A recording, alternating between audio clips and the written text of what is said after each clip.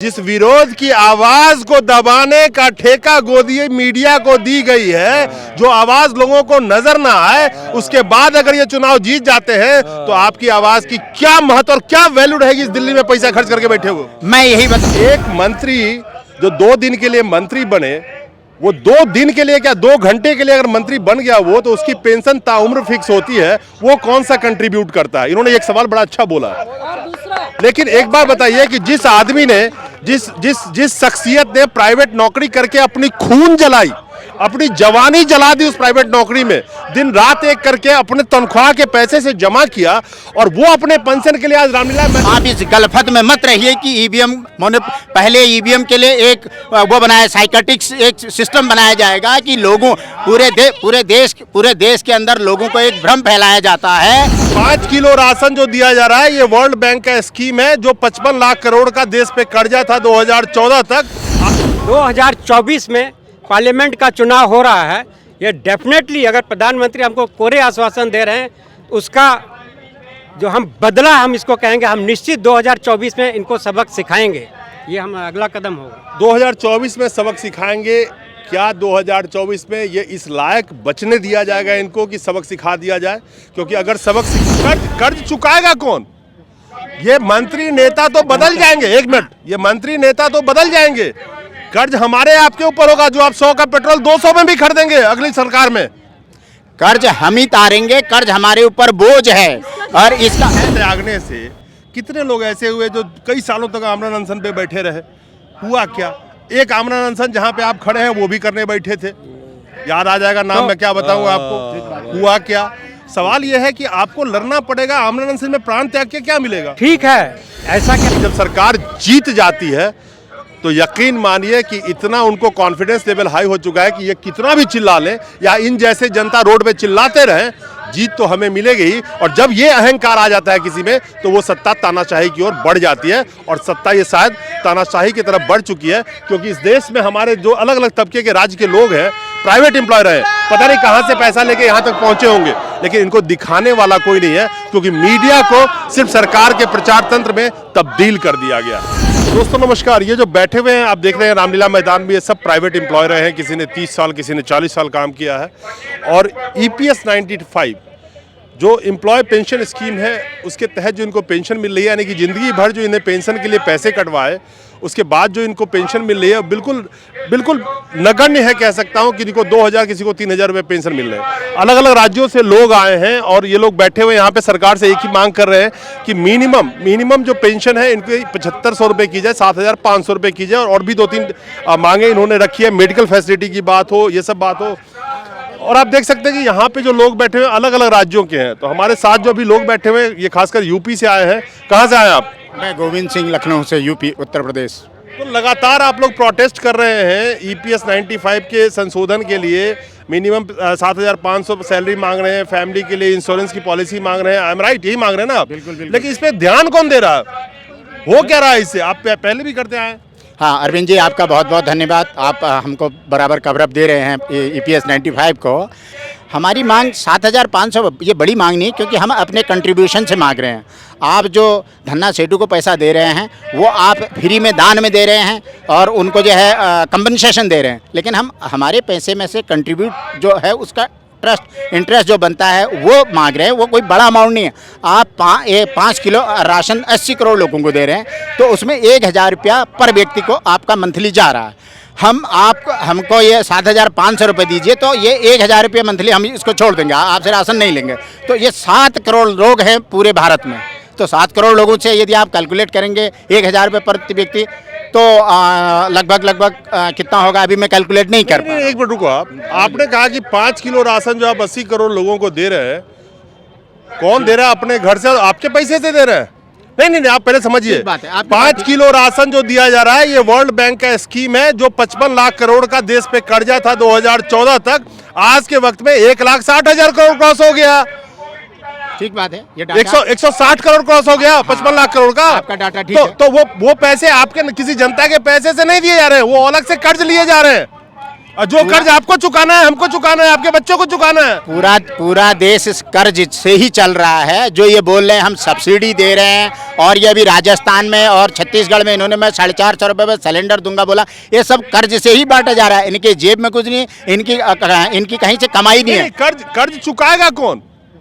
ये मंत्री नेता तो बदल जाएंगे, एक मिनट, ये मंत्री नेता तो बदल जाएंगे, कर्ज हमारे आपके ऊपर होगा। जो आप 100 का पेट्रोल 200 में भी खरीदेंगे अगली सरकार में, कर्ज हम ही तारेंगे। कर्ज हमारे ऊपर बोझ है, और इसकी बात और ये व्यवस्था सरकार न जनता को बताती है, और न लगभग 75% जनता की समझ में ये नहीं आता जो विदेशी कर्ज लिया जाता है उसकी भरपाई कौन करेगा और उसका देनदार कौन है। ये नासमझ के बराबर की व्यवस्था है। लेकिन इसी में से आप जो 1000 रुपया पर व्यक्ति, आप 1000 रुपये पर व्यक्ति को आप दे रहे हो 5 किलो राशन, तो हम 7 करोड़ लोग हैं, 7 करोड़ लोग 1000 रुपया पर व्यक्ति जो विदेशी कर्ज है वो लेना बंद कर देंगे। मतलब हम आपका राशन लेना बंद कर देंगे, आप 7500 हमारी पेंशन करिए। आप चंदा थोड़ी मांग रहे हैं, आप कोई एहसान थोड़ी मांग रहे हैं उनसे। आपने जो जीवन भर 30 साल 20 साल 50 साल उन्होंने कमाए, आपने पैसे कमाए, आपने पैसे जमा किए, अपने पैसे मांग रहे हो। आप कौन सा कह रहे हो कि हमें चंदा दे दो?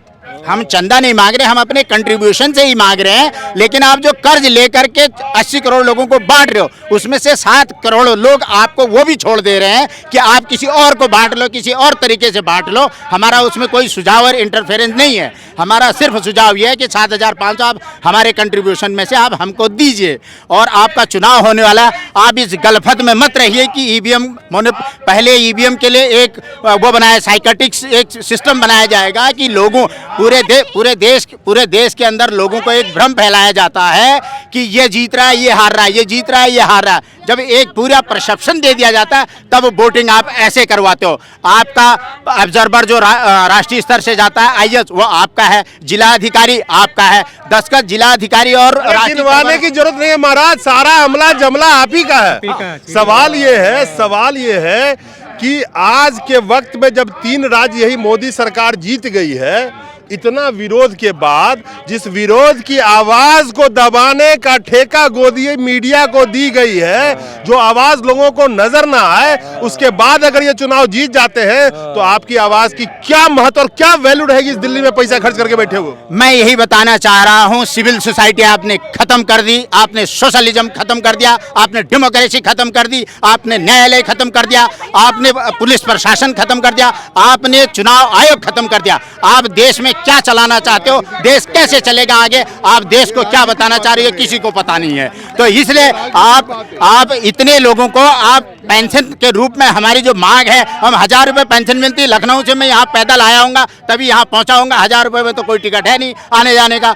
तो ऐसे ही लोग आसाम से आए हैं, ऐसे ही लोग कन्याकुमारी से आए हैं, तेलंगाना से आए हैं, कश्मीर से आए हैं, जम्मू, यहाँ से राजस्थान से आए हैं। तो लोग जो है 1000 रुपये 2000 रुपये पेंशन से यहाँ तक आए हैं। तो आप ये समझिए कि लोगों की क्या पीड़ा है, लोगों की क्या देनदारियां बनती है। ये मैं बताता हूँ आपको कि देखिए, पिछले सरकारी आंकड़ा ही कहती है कि घर के राशन का खर्चा 50% से ज्यादा बढ़ गए पिछले 1 साल के दरमियान। आप देखिए, जो पेट्रोल 30 रुपए की बात कर रहे थे, 60 का पेट्रोल 30 में दे रहे थे, अब 100 रुपए की दे रहे हैं।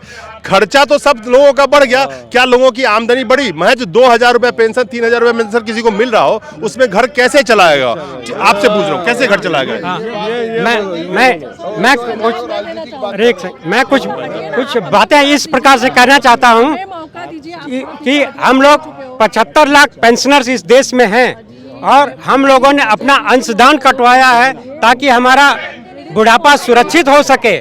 और इसी विपरीत में देखिए कि हमारे जो सांसद हैं, विधायक हैं, इन लोगों ने कोई अंशदान नहीं दिया है, और वो लोग पेंशन ले रहे हैं।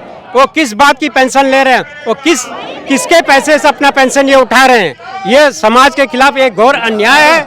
और प्रधानमंत्री जब 2 बार हमारे प्रतिनिधिमंडल मिल चुका है, उनका केवल आश्वासन रहा है कि हम आपका मांगे जायज है, इसको शीघ्र पूरा करेंगे।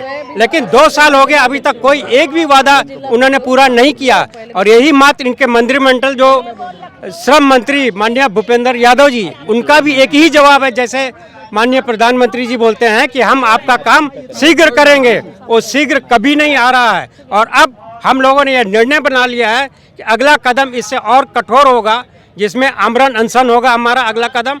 और इस देश में अगर इन लोगों ने हमारी बात आप नहीं, मेरे को एक चीज बताइए, ये आमरण अनशन करके प्राण त्याग दीजिएगा, उससे क्या फायदा होगा? मुद्दा तो लड़ना पड़ेगा। एक मिनट सर, एक मिनट, नहीं, एक मिनट, बात ये है, प्राण त्यागने से कितने लोग ऐसे हुए जो कई सालों तक आमरण अनशन पे बैठे रहे? हुआ क्या? एक आमरण अनशन जहाँ पे आप खड़े हैं वो भी करने बैठे थे, याद आ जाएगा नाम, मैं क्या बताऊं आपको। हुआ क्या? सवाल यह है कि आपको लड़ना पड़ेगा। आमरण अनशन में प्राण त्याग के क्या मिलेगा? ठीक है, ऐसा कि आपका सुझाव अच्छा है। हम लोग मरेंगे नहीं, लेकिन लड़ कर हम सड़ेंगे भी नहीं, लड़ कर अपना हक छीनेंगे इनसे। नहीं, एक बात इन्होंने कही है जो बहुत कह रहे थे कि एक मंत्री जो 2 दिन के लिए मंत्री बने, वो 2 दिन के लिए क्या 2 घंटे के लिए अगर मंत्री बन गया वो, तो उसकी पेंशन ताउम्र फिक्स होती है, वो कौन सा कंट्रीब्यूट करता है? इन्होंने एक सवाल बड़ा अच्छा बोला। लेकिन एक बात बताइए कि जिस आदमी ने जिस शख्सियत ने प्राइवेट नौकरी करके अपनी खून जलाई, अपनी जवानी जला दी उस प्राइवेट नौकरी में, दिन रात एक करके अपने तनख्वाह के पैसे से जमा किया, और वो अपने पेंशन के लिए आज रामलीला मैदान में रोड पे बैठा हुआ है और लगातार सालों से संघर्ष कर रहा है कि हमारा पैसा जो आपने काटा था उसके तहत पेंशन दिया जाना चाहिए। अपने पैसे मांग रहे हैं, अपने पैसों के ऊपर मिलने वाले ब्याज को कहते हैं कम से कम हमें दे देंगे तभी हमारा काम चल जाएगा। तो ये कितना दुर्भाग्य है इसी देश का, जहां पे इस देश को बनाने वाले यही प्राइवेट सेक्टर के एम्प्लॉय हैं। हालांकि आप प्राइवेट सेक्टर को खत्म कर रहे हैं। 3.5% लोग इस देश में गवर्नमेंट जॉब करते हैं, भारत में टोटल गवर्नमेंट जॉब की बात कर रहा हूं, और 3.4% लोग प्राइवेट जॉब करते हैं। मैं संगठित क्षेत्र के लोगों की बात कर रहा हूं, जिनकी पेंशन हो, तनख्वाह महीने की मिलती हो। असंगठित क्षेत्र को छोड़ दीजिए। आज उस संगठित क्षेत्र में अलग अलग अच्छे कई बड़े बड़े कंपनियों में, मल्टीनेशनल में काम करने वाले लोग यहाँ पे खड़े होंगे, आई एम राइट। लेकिन ये लोग तनख्वाह से पैसा कटवा के 2,000-3,000 रुपए आज के वक्त इनको पेंशन दिया जा रहा है। क्या उससे गुजारा चल जाएगा? 100 रुपए पर डे किसी की दिहाड़ी आप दे के देखो, क्या रोटी खा लेगा वो? सवाल ये है। एवरेज 1175 रुपए पर एम्प्लॉय का बनता पूरे देश का। ये इस 1175 रुपए बनता है जी। इसमें कैसे गुजारा किसी पति पत्नी का हो सकता है? ना मेडिकल सुविधा दे रहे, ना कोई सुविधा हम लोग। 40 रुपए रोज, 40 रुपया एक सबसे गरीब से गरीब आदमी, कोई लेबर भी होगा उसको ये नहीं मिलता है। तो इस दयनीय स्थिति में हम लोगों को गुजारा के लिए बोला जा रहा है 1175 रुपये में, ये बहुत ही बड़ा अन्याय है। इसका अगला कदम ये भी है जो कि 2024 में पार्लियामेंट का चुनाव हो रहा है। ये डेफिनेटली अगर प्रधानमंत्री हमको कोरे आश्वासन दे रहे हैं, उसका जो हम बदला हम इसको कहेंगे, हम निश्चित 2024 में इनको सबक सिखाएंगे। ये हम अगला कदम होगा। 2024 में सबक सिखाएंगे।